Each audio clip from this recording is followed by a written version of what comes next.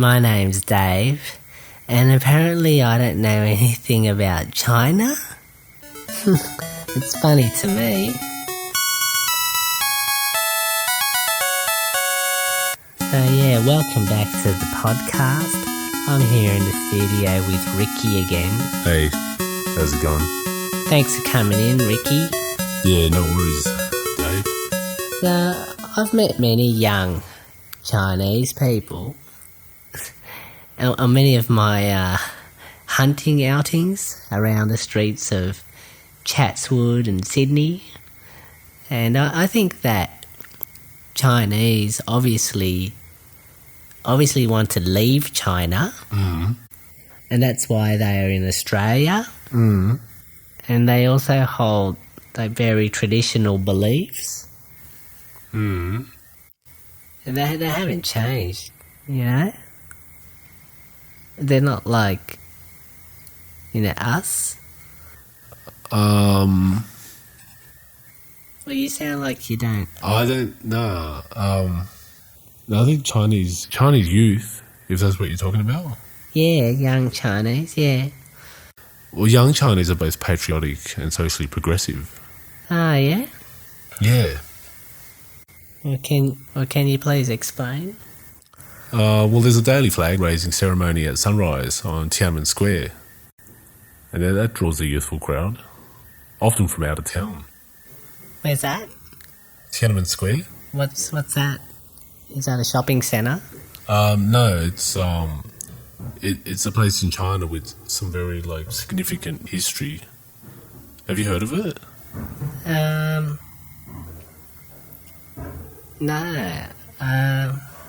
You have to excuse me. There's a bit of celebrations going on here for Chinese New Year. They're letting off the firecrackers. Oh, yeah, that's right. Chinese New Year at the moment, yeah. Yeah, what were you saying? It's all right, Dave. Let's just move on. Okay. So, at Tiananmen Square, queues form even in the biting Beijing winter. How long does this show go for? Well, the show's over in minutes. China's red flag is hoisted and an army band strikes up national anthem. Ah, yeah, very patriotic. Yeah, the first rays of sunlight illuminate a portrait of Mao Zedong hanging in the square. So in a tribute known to all Chinese youths, Mao once said, the world is yours as well as ours, but in the last analysis, it is yours. You young people are like the sun at 8 or 9 in the morning. We put our hopes in you. You know what that means, Dave? Yeah. You know what they mean by that? Yeah. That means that they want the young Chinese to come to Australia and buy properties.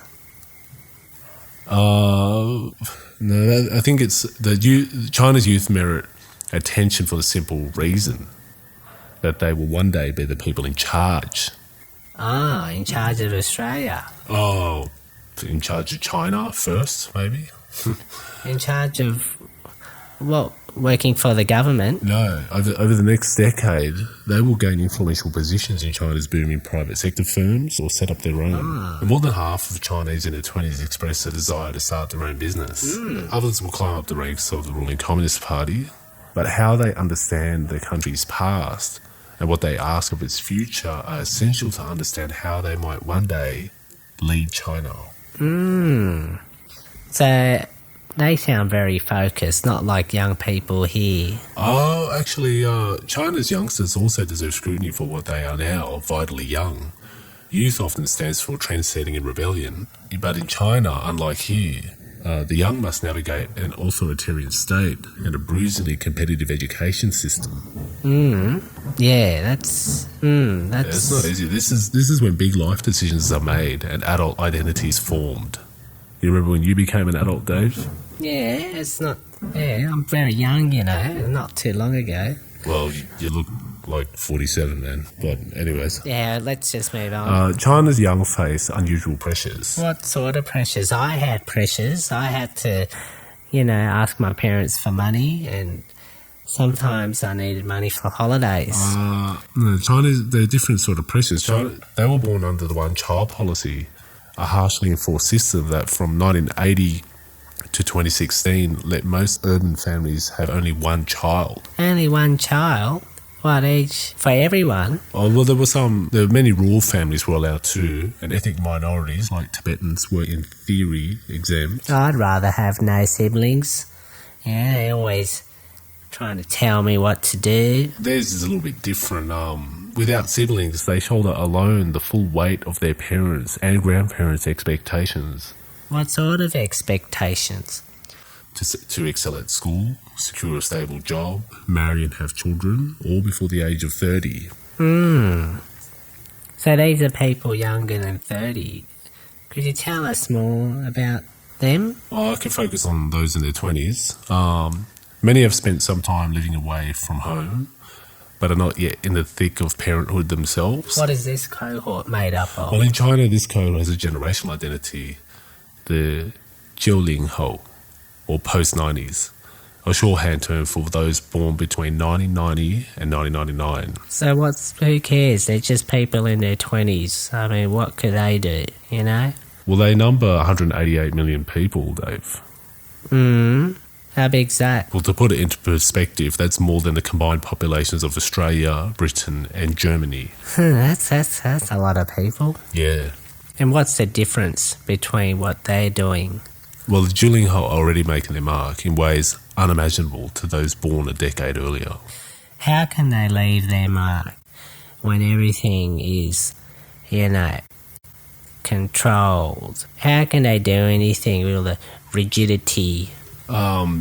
Yeah, like you, Dave, there's a lot of conservative people in China. Yeah, I'm very conservative. Many are defying social convention, often to their parents' alarm. The 90后are China's best educated cohort yet. Last year, the country churned out a record 9 million graduates. So they can go and get all the good jobs from Australians. But we're talking about in China. Well, actually, increasing competition for good jobs means that returns to education are falling. That's why they're coming here, studying all the stuff over here at the unis. There are people that, settle for stable civil service jobs. Yet there are some resenting, doing the tedious work. I've done a lot of tedious work. Yeah.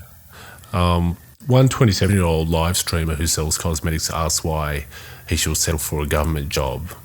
And you know what he said? What? He said that's bullshit and boring. Yeah, no, well, I don't know about government job, but a job ain't nothing but work, mate. Yeah, anyways, a paycheck is no longer enough. Well, I don't get paid. Yeah. Young people want a sense of purpose. You should get on YouTube. You get American dollars there. Do you even make any money on YouTube? Spend a lot of time there. Yeah, you do. As labour-intensive manufacturing winds down, young migrants from the countryside are taking up gigs that give them more freedom in the booming informal sector. Is that the other... What's the informal sector? Like the gig economy. And what about what you were saying about marriage and stuff? You said that before 30 they have to get married. Oh, yeah, well, young Chinese are also making choices about when, whom, and whether they wed. Their elders, who would once have made matches for them, have never been less involved. And newlyweds hit a 10-year low in 2019. Women in Shanghai marry on average at 29. That's later than Americans, at an increase of 6 years in a decade.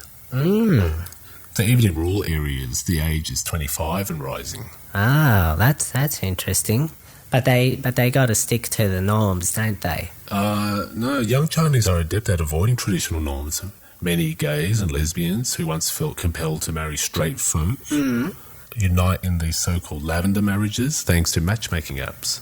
So they have a gay marriage there. Actually, China does not allow gay marriage, and homosexuality remains taboo. But they get... So... Well, this pleases conservative parents while letting gay people choose their own partners. Oh, interesting. So used to apps and things, so they have apps over there. Well, yeah, the identities of young are also shaped by the digital age. On social media, they start trends, vent frustrations, and circulate knowing memes. It's just like what happens here. I didn't think they would. Yeah, well... But it's controlled, isn't it? You can't just let anything You know, it's not like my channel where I just say anything and no one shuts me down. Despite pervasive censorship, they use China's online networks to promote such causes as feminism, environmentalism, and nationalism. I can relate. I support a bit of nationalism. I don't know about the other ones though. I would never support that. Yeah, I think we know that.